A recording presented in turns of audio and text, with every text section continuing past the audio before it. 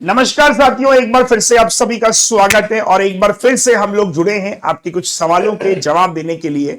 सवाल यह है कि अगर मैं फ्रेशर हूं या मैं रिपीटर हूं तो मेरे पास कितना समय बचा हुआ है और क्या अभी भी अगर मैं शुरू करता हूं तो एग्जाम क्रैक कर सकता हूं। इनके जवाब आज हम आपको प्रोवाइड करेंगे। तो जो भी लोग पहली बार जुड़े हैं चैनल को सब्सक्राइब कर लीजिए ताकि आपको ऐसे वीडियो समय पर मिलते रहें। तो बेल आइकन को भी प्रेस कर लीजिएगा। आते हैं हमारे आज के मुद्दे पे। प्रेशर अगर आप में, अगर आप रिपीटर हैं, पहली बात तो ऐसे समझिए कि कोई भी एग्जाम अगर आप तैयार कर रहे हो तो सबसे पहले तो यह जान लो कि उस एग्जाम में आता क्या है। क्योंकि अगर आपको जैसे कहीं जाना होता है तो आप पहले क्या देखते हो कि जाने के ऑप्शंस क्या क्या है, मैं कैसे जा सकता हूं, मोड क्या क्या है।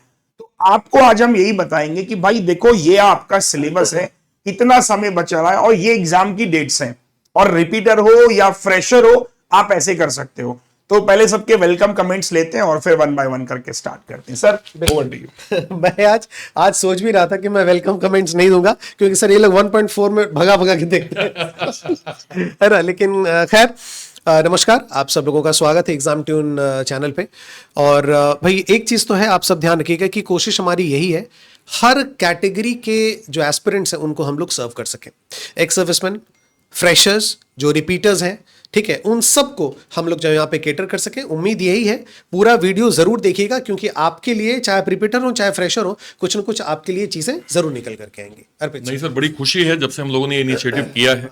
हमारे पास बहुत सारी क्वेरीज आ रही हैं और ये क्वेरी के बाद ही हम इस वीडियो को एड्रेस कर रहे हैं कि सर अगर मैं अभी जस्ट शुरू कर रहा हूं क्या क्या स्ट्रेटेजी होने वाली है। तो मैं आपको यही कहूंगा, सेशन के एंड तक बने रहिए, काफी कुछ डिटेल हम करने वाले हैं और ये वीडियो आपकी प्रिपरेशन के लिए रामबाण साबित होने वाला है। इसलिए कंसिस्टेंसी के साथ लास्ट तक बने रहिएगा। कुछ इंपॉर्टेंट चीजें भी हम लोग जरूर शेयर करेंगे। सो मेक श्योर करें कि हर एक स्ट्रेटेजी को न केवल फॉलो करें, अपनी पढ़ाई में भी इंप्लीमेंट करें। अरुण सर ठीक है, चलिए साथियों, मैं आपको बताता हूं कि अगर बैंकिंग आप 2026 एग्जाम्स की तैयारी कर रहे हो तो आपके बैंकिंग के 6 एग्जाम तो है ही, एसबीआई का पीओ क्लर्क, आईबीपीएस का और ग्रामीण बैंक का।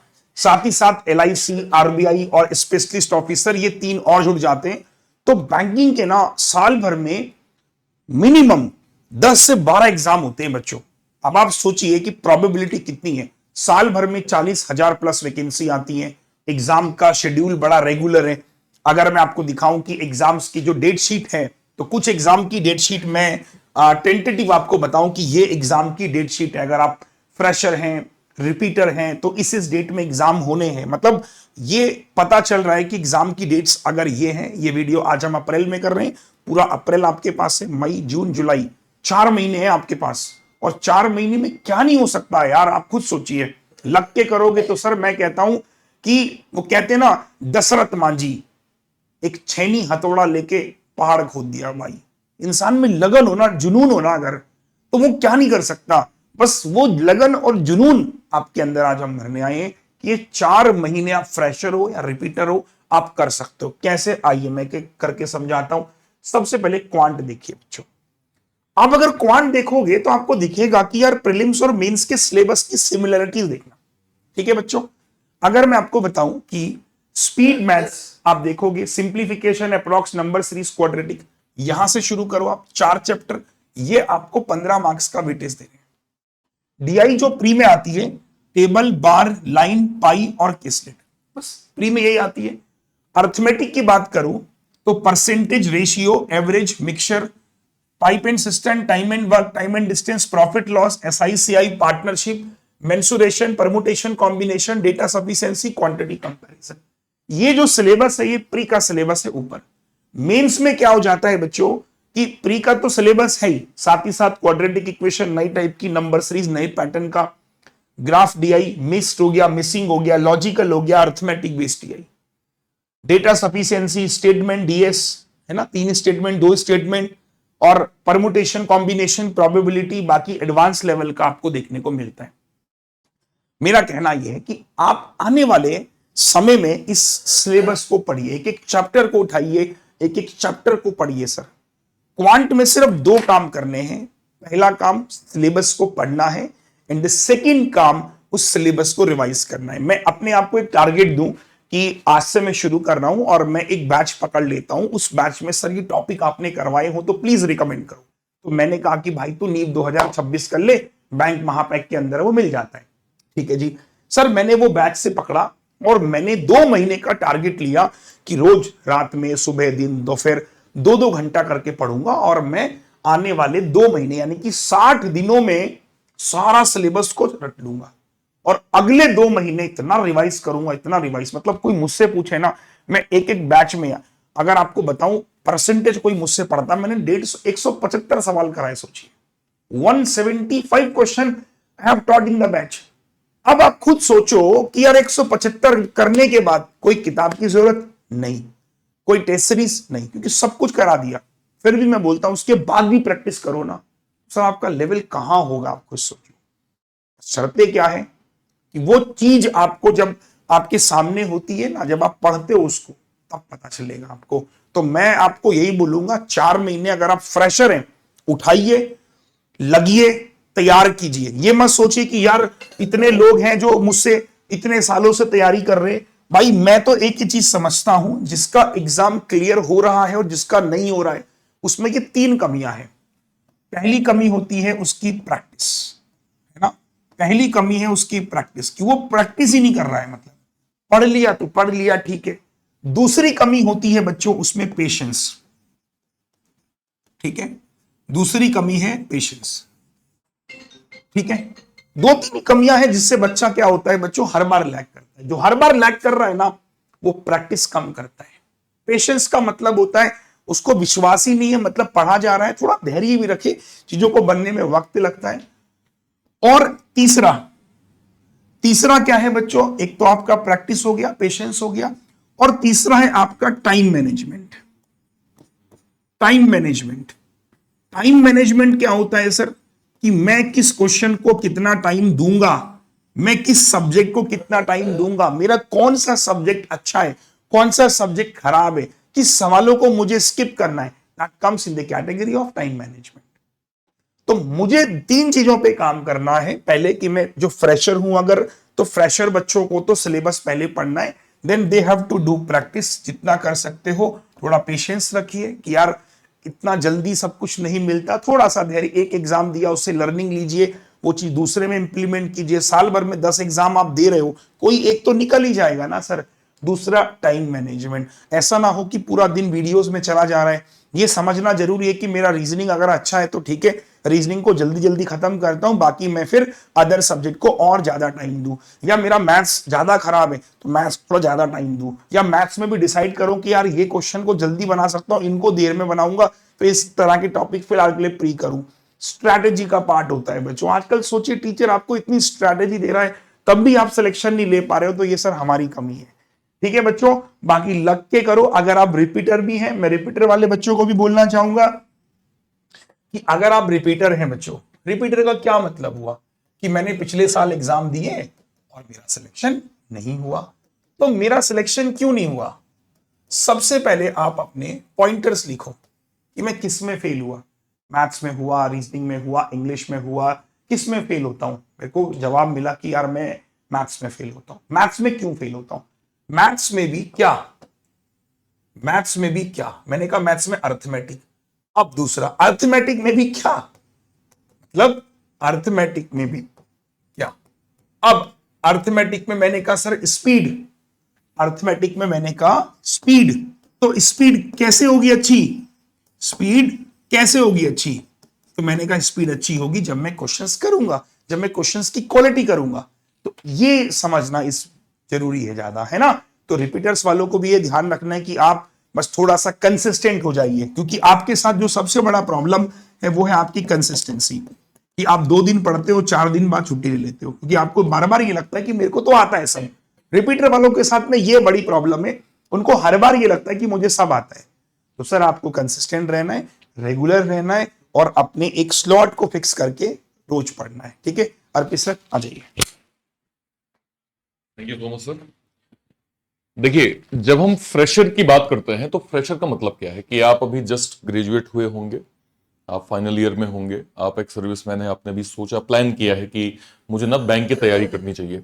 पहला दिमाग में आता है कि सर सिलेबस क्या होगा और क्या क्या मुझे पढ़ना होगा। देखिए, इसमें फिर भी आप मैथ जानते हैं, आपने इंग्लिश जो है वो पढ़ा है, आप रीजनिंग नहीं जानते हैं, और रीजनिंग में आपको प्रैक्टिकली कहूं, अगर आप सही गाइडेंस और स्ट्रेटजी फॉलो करते हैं, रीजनिंग में ही आपके सबसे ज्यादा मार्क्स आएंगे। जैसे अगर मैं थोड़ा सिलेबस दिखा पाऊं आपको, ये रीजनिंग का वो पार्ट है जिसमें अब हमने प्री के अंदर बाइफर्केट किया है दो सब्जेक्ट में। पहला क्या है, पहला आपका सिटिंग पजल पार्ट हो गया, दूसरा आपका मिसलेनियस, जिसे अर्थमेटिक रीजनिंग कहेंगे हम। अब हो क्या रहा है कि 35 नंबर का आपका पेपर है, ठीक है, मेजोरिटी में तो 35 नंबर आते हैं, बाकी एक आध जो है एग्जाम से जहां 30 नंबर भी आते हैं।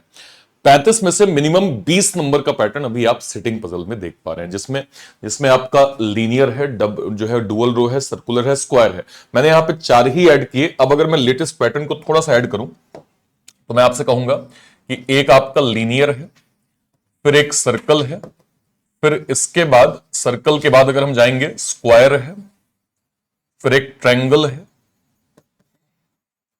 फिर जो है वो रेक्टेंगल है, इसके बाद 2 रो है, और इसके बाद अनसर्टेन है। ये आपका खाली सिलेबस मिनिमम सिटिंग अरेंजमेंट का हो गया। पजल पे आते हैं। पजल पे एक आपका पजल है शेड्यूल पजल, जिसमें आपका डे मंथ ईयर जो है वो पजल बन जाएगा।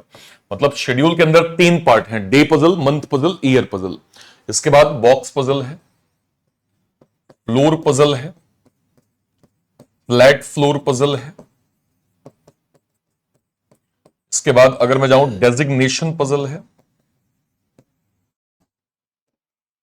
इसके बाद अगर हम जाएंगे तो यहां पे मैट्रिक्स पजल है, ठीक है, टैबुलर पजल है, टैबुलर का सीक्वेंस पजल है। आप समझिए कि जब हम इतने पैटर्न को ध्यान देते हैं, और मैं आपसे ये कहता हूं कि एटलीस्ट 20 नंबर का पैटर्न अभी सिटिंग पजल का वेटेज हो गया है, तो मैं आपको डरा नहीं रहा हूं कितने पैटर्न है।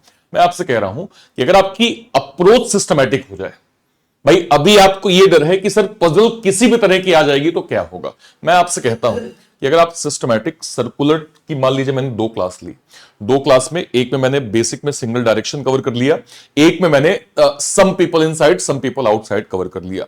मैंने ना केवल क्लास दी, उस क्लास में एक्स्ट्रा कंटेंट दिया, साथ में मैंने वो जो मैंने सिखाया है वो वाली क्लास दे दी, प्लस मैंने एक एक्स्ट्रा शीट दे दी उस सेम टाइप के कम से कम 50 पजल करने की। आप समझिएगा मेरी बात को। सर्कुलर पजल का 20 पजल मिलके हमने किया, उसमें 10 पजल मैंने एडिशनल दे दिया, और 50 पजल की शीट मैंने दे दी। मतलब ओवरऑल आप समझे तो 70 से 80 पजल एक टाइप की मिल गई। अब देखिए, अगर आप मेहनत नहीं करेंगे सर, तो फिर तो आप कुछ भी कर लीजिए, आप आगे नहीं बढ़ सकते।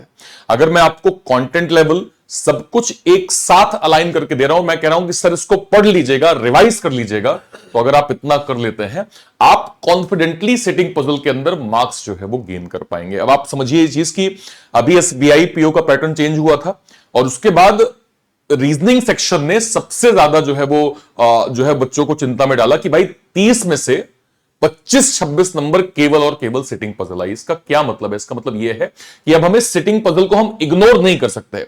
वो जमाना चला गया सर, जब 2020-2021 का टाइम था, जब कहते थे कि चलो यार सिटिंग पजल मैंने स्किप कर दिया ना, तो भी हम ना बचे हुए टॉपिक से कवर कर लेंगे। अब आप ये नहीं कर सकते, और मजे की बात यह है सर कि आप सिटिंग पजल में बहुत अच्छा स्कोर कर सकते हैं, बहुत अच्छे मार्क्स गेन कर सकते हैं। बस आपको इन टाइप को समझना पड़ेगा। देखिए, इतना डिटेल टाइप शायद आपको YouTube में कोई नहीं पढ़ाता होगा, इतना डिटेल टाइप शायद आपको YouTube में कोई बताता नहीं होगा। मैं न केवल आपको टाइप बता रहा हूं, मैं ये भी एश्योर कर रहा हूं कि सर इसकी क्लास जो मैं लूंगा, न केवल क्लास के साथ कंटेंट, फिर नोट्स, एक्स्ट्रा शीट, सब कुछ मैं आपको प्रोवाइड करूंगा। आपको बस अपना जो है वो अभ्यास जो है वो रोकना नहीं है।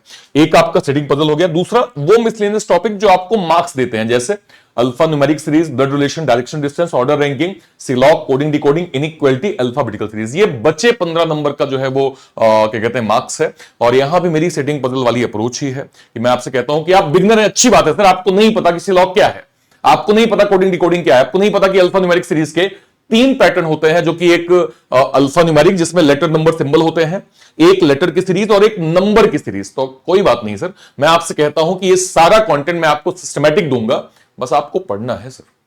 आपको एक गाइडलाइन फॉलो करनी है, स्ट्रिक्ट डिसिप्लिन अपनाना है। अगर आप ये कर लेते हैं सर, आप यकीन माने, आपने बेसिक कर लिया, उसके बाद आपने प्रैक्टिस कर लिया, उसके बाद आप सर मॉक में जाएंगे। मॉक में क्या होगा सर?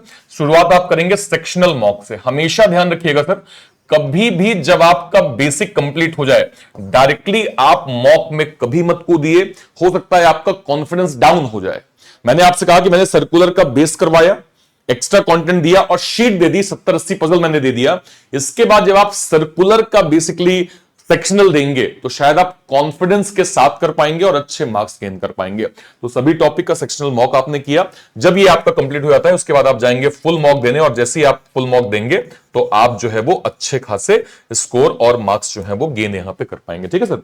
अब ये बात हो गई प्री की। प्री के बाद सर ये मेंस का टॉपिक है जिसमें ये लेवल का एक स्टेप अप पैटर्न आएगा, मतलब थोड़ा सा मॉडरेट लेवल आएगा, और कुछ टॉपिक और ऐड हो जाएंगे जैसे machine input, data sufficiency, computer aptitude, new pattern coding, coded format के सवाल, coded blood, coded direction, coded inequality, coded syllogism. इसके बाद लॉजिकल रीजनिंग में assumption, argument, course of action, drawing inference. इसके अलावा अगर मैं कहूं decision making, cause and effect.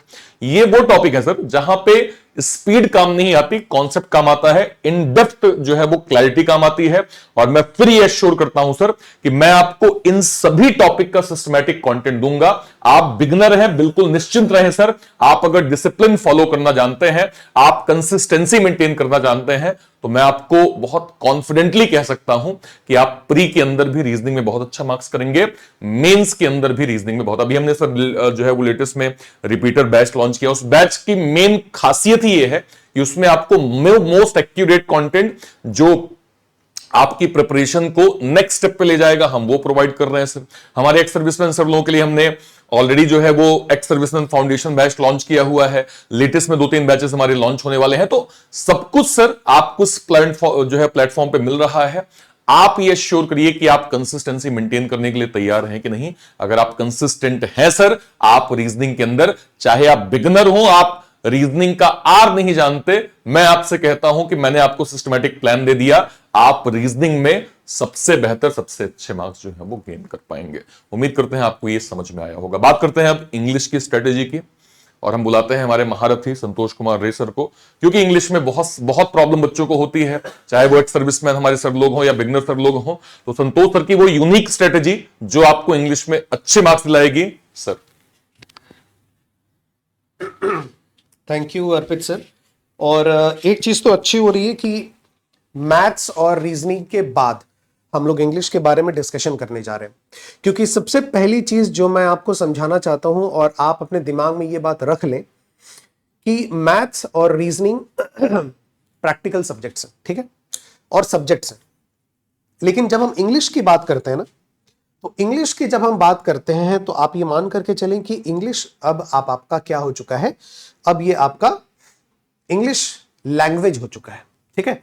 और जब हम लैंग्वेज की बात करते हैं तो इसका मतलब होता है कि उसके साथ शब्द भी होंगे, वर्ड्स भी होंगे, और उसके साथ एक ग्रामर भी होगा, एक व्याकरण भी होगी, राइट।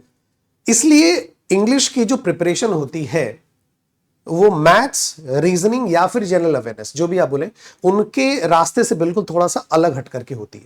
थोड़ा एक्स्ट्रा कुछ एक रेस्पॉन्सिबिलिटी, थोड़ी सी एक्स्ट्रा कुछ चीजें हमें पहले पढ़नी पड़ती है, और उसके बाद हम एग्जाम के टॉपिक्स तक हम जाते हैं, ठीक है।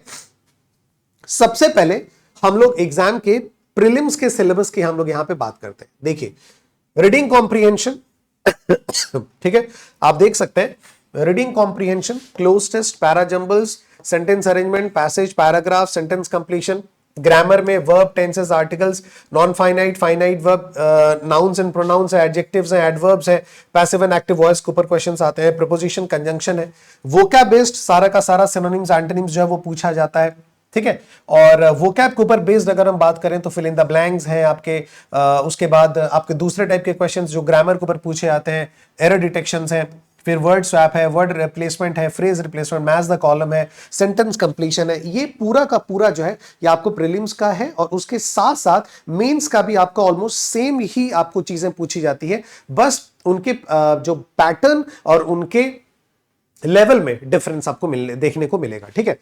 ये सारी चीजें तो आपको कहीं ना कहीं से चीजें पता चली जाएंगी, लेकिन जो डिफरेंस आपको मिलेगा यहां पे वो मिलेगा हाउ टू प्रिपेयर, कि आप किस तरीके से प्रिपेयर करेंगे, ठीक है। देखिए, मैं आपको हमेशा से एक चीज आपको बताता रहता हूं कि जब आप इंग्लिश की बात करते हैं ना, ठीक है, जब आप इंग्लिश की बात करते हैं तो इंग्लिश के लिए आपका जो एग्जाम टॉपिक है ठीक है, आपका जो एग्जाम टॉपिक है, मैं आपको ऐसे बताऊं तो वो ज्यादा सही रहेगा। जब हम सिलेबस, आपने देखा होगा जब आप मैथ्स के बारे में सिलेबस बात कर रहे थे, है ना, अब आप इंग्लिश के सिलेबस की बात कर रहे हैं, राइट। तो जब आप इंग्लिश के सिलेबस की बात करते हैं ना, तो इसमें सिर्फ एग्जाम टॉपिक नहीं आता, इसमें आपको दो चीजें आती हैं। एक वो जो आपका एग्जाम में आता है, एग्जाम टॉपिक्स, ठीक है, एग्जाम टॉपिक्स, और दूसरा आपको आता है बेसिक्स, ठीक है, बेसिक, जिसको सिंपल अगर मैं बोलूं तो ग्रामर ही हम लोग बोलते हैं।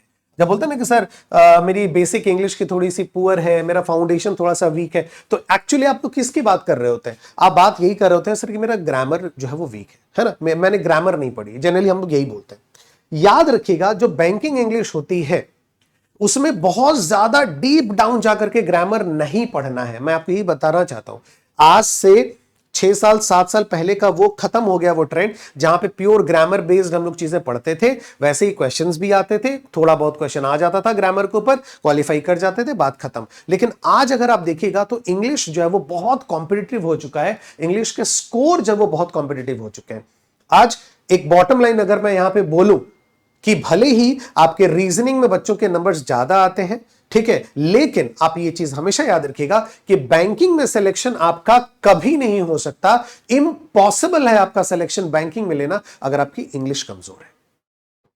अगर आपकी इंग्लिश कमजोर है तो बैंक के जॉब्स तो आप भूल जाइए। तो अगर आपकी इंग्लिश कमजोर है तो या तो उसे बेहतर करना है या फिर बैंकिंग छोड़ देनी है। बहुत एकदम मतलब कटु वचन जो आप बोल सकते हो, मैं ये बोलना चाह रहा हूं, ठीक है, सीधी बात है। क्योंकि आप बैंकिंग का एग्जाम दे भी रहे हैं और आप मेरी बातों को फॉलो नहीं कर रहे हैं, इंग्लिश आप बेहतर नहीं कर रहे हैं, तो फायदा ही नहीं है। केवल मैथ्स और रीजनिंग से तो सिलेक्शन नहीं हो पाएगा, है ना। आपको इंग्लिश करना है। और प्रॉब्लम ये हो चुकी है ना कि पहले इंग्लिश के मार्क्स इतने आते नहीं थे, तो ये कॉम्पिटिटिव नहीं था। अब इंग्लिश में मार्क्स आ रहे हैं, सबके मार्क्स आ रहे हैं इंग्लिश में, है ना। तो अब आपको भी लाना पड़ेगा भाई, सबने फॉलो किया जो मैं बोलता जा रहा हूं, अब आपको भी फॉलो करना पड़ेगा, ठीक है। तो हमको ये जो एग्जाम टॉपिक्स है ना, जो अभी आपने यहां पे देखा, जो एग्जाम टॉपिक्स आपने ये देखा ना, ये सारा का सारा, ये पढ़ने से पहले एक्चुअली आपको बेसिक ग्रामर की ये चीजें जो है आपको पढ़नी पड़ती हैं, ठीक है। ये आपको कवर करना पड़ता है, जिसमें क्या क्या आता है, जिसमें सेंटेंस आपको आएगा, ठीक है, जिसमें आपको पार्ट्स ऑफ स्पीच आएगा। पार्ट्स ऑफ स्पीच में क्या होगा, जो अभी हमने पढ़ा,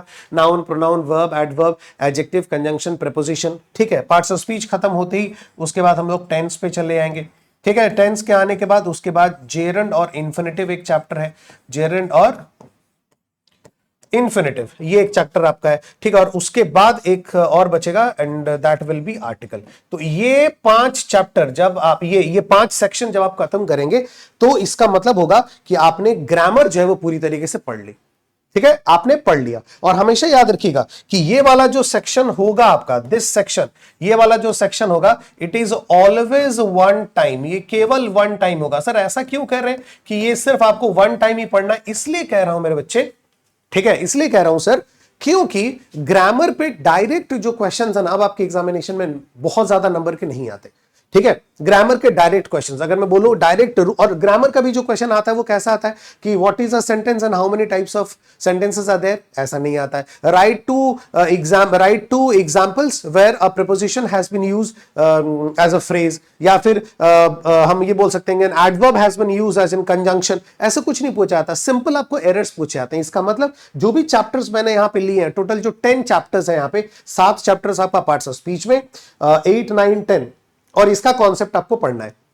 तो ये जो 11 चैप्टर्स हैं उनमें आपको ये देखना है कि मुझे उनसे रिलेटेड जो कॉन्सेप्ट्स हैं, जो रूल्स वगैरह हैं, बस वो उनको मैं थोड़ा सा अच्छे से देख लूं, जान लूं, समझ लूं, और उनको ऊपर बहुत सारा प्रैक्टिस कर लूं बार बार। कंजंक्शन चैप्टर खत्म किया, नाउन चैप्टर खत्म किया, सवाल लगाए, फिर कंजंक्शन चैप्टर खत्म किया, सवाल लगाए, ठीक है। अब ये आपका वन टाइम है, एक बार आपने पूरा का पूरा ग्रामर खत्म कर दिया, अच्छे से आप चीजों को समझ गए, बस अब इसी को लेकर के पूरा ताउम्र आपको पढ़ाई नहीं करनी। ये आपने एक बार खत्म कर लिया, आपके पास वीडियोस रह गए, मैंने बहुत अच्छे से चीजों को खत्म किया। और आप विश्वास करिए, बहुत सारी जगहों पे मैं आपको ऐसा बताऊं कि फाउंडेशन बैच ही आपका होता है 40 घंटे का, लेकिन मैं जब आपको करवाता हूं तो मैं हमेशा फर्स्ट मंथ इसी को लेकर के चलता हूं, ताकि आपको दोबारा फिर इस वाले पार्ट को पढ़ने की जरूरत ना पड़े। क्योंकि मेन आपका जो एग्जाम में पूछा जाता है वो ये होता है। एग्जाम में पूछा ये जाता है, एग्जाम में पूछा ये नहीं जाता है, एग्जाम में पूछा ये जाता है जो अभी आपने सिलेबस में पढ़ा। और उस सिलेबस को पूरा कंप्लीट करने के लिए आपको स्टार्टिंग इसी से करनी पड़ती है, आपको गुजरना इसी से पड़ता है ना। तो एक बार आपको इसे कंप्लीट जरूर करना है, वो हो गया। अब उसके बाद एग्जाम टॉपिक्स को आपको प्रैक्टिस करना शुरू करना है।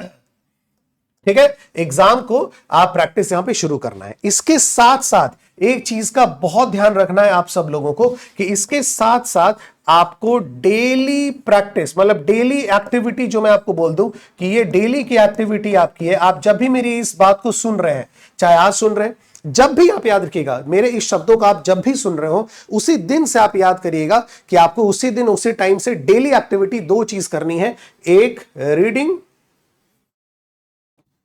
रीडिंग और दूसरा वोकैब, है ना। इन दोनों चीजों के ऊपर आपको कम से कम 40 मिनट देना है एक दिन में, ये ध्यान रखिएगा। बैंकिंग इंग्लिश अगर आपको सही करनी है, बैंक की, क्योंकि प्री में तो किसी तरीके से आप टिक मार करके मॉक्स वगैरह देके चले जाएंगे, लेकिन मेंस की जब बारी आएगी तो आपको क्वेश्चंस को समझना पड़ेगा। मेंस में अगर मैं बात करूं तो 5 नंबर का डायरेक्ट ग्रामर बेस्ड आपको मिलेगा, और अगर फ्रेज रिप्लेसमेंट, सेंटेंस इंप्रूवमेंट अगर पूछ दिया तो मैक्सिमम 8 नंबर का मिल जाएगा। लेकिन उसके बाद जो 30 नंबर का आपसे पूछा जाएगा, 30-32 नंबर का, वो आपको पूरा का पूरा कॉम्प्रिहेंशन बेस्ड होगा, वोकैब बेस्ड होगा। आपको एक ही नंबर का आंसर देने के लिए इतना कुछ आपको चीजों को पढ़नी पड़ेगी। तो उस समय भयानक आपको आवश्यकता पड़ेगी आपकी रीडिंग स्पीड की, कि आप कितनी जल्दी पढ़ते हैं, है ना, आपकी वोकैब की। तो ये आपका डेली प्रैक्टिस होना चाहिए, लगभग 40 से 45 मिनट आप डेली करेंगे। ठीक है, जब आप ये कर रहे होंगे तब भी आपको ये करना है, जब आप ये कर रहे होंगे तब भी आपको ये करना है, और जब आप इसको भी पूरा का पूरा हर रोज खत्म करने के बाद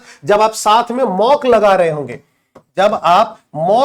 होंगे, ठीक है, कंप्लीट मॉक लगा रहे होंगे इंग्लिश का, या फिर एग्जाम के जो टॉपिक्स वाइज है, सिर्फ टॉपिक वाइज क्वेश्चन को भी अगर आप सॉल्व कर रहे होंगे तो भी आपको ये चीज करनी है। ये आप जरूर ध्यान रखिएगा, इसको भूलिएगा मत, क्योंकि पूरा का पूरा यही है मेन अमृत।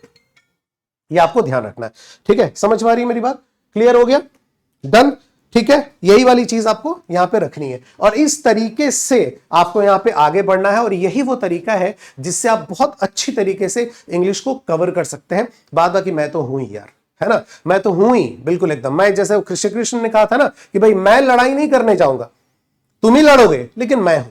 तो भाई एग्जाम देने मैं नहीं जाने वाला हूं, आप ही एग्जाम देंगे, लेकिन मैं हूं। अगर इस सेंटेंस की वैल्यू अगर आपको समझ में आ गई होगी तो आप ट्रस्ट करें, ठीक है, ट्रस्ट करें, और ट्रस्ट करके इंग्लिश वगैरह पढ़ना जो है आप शुरू करें। ठीक है, मेरे बहुत सारे बैचेस आपको मिल जाएंगे, फाउंडेशन बैचेस भी आपको चीजें मिल जाएंगी, उन सब में ये सारी की सारी चीजें आपको मिलेंगी, जहां पे सिर्फ ये वाली चीज फर्स्ट मंथ मैंने आपको करवाई है, 40 घंटे में सिर्फ ये आपको करवाया ताकि एक बारी पढ़ करके आप उसको निकल जाए, और उसके बाद फिर ये जो एग्जाम टॉपिक्स हैं आपको उनका प्री लेवल्स कंप्लीट करवाया है, फिर मेंस लेवल कंप्लीट करवाया, ये सारी की सारी चीजें आपकी होती जाएंगी। और ये रीडिंग और वोकैब ये हर रोज सुबह 8 बजे एडिटोरियल के सेशन में यूट्यूब पे मैं आपको करवाता हूं। तो इंग्लिश की complete comprehensive strategy, comprehensive preparation आप यहां पे जो है वो पाएंगे, जैसा मैंने डिस्कशन किया है। और इसके साथ कोई टेंशन नहीं होगी, चीजों को आप करते जाएं, बेहतर होगा। देखो याद रखना, करेंगे तो चीजें बेहतर होंगी, छोड़ देंगे कि वो टफ है, डिफिकल्ट है, नहीं हो रहा है, तो फिर वो कभी नहीं होगा,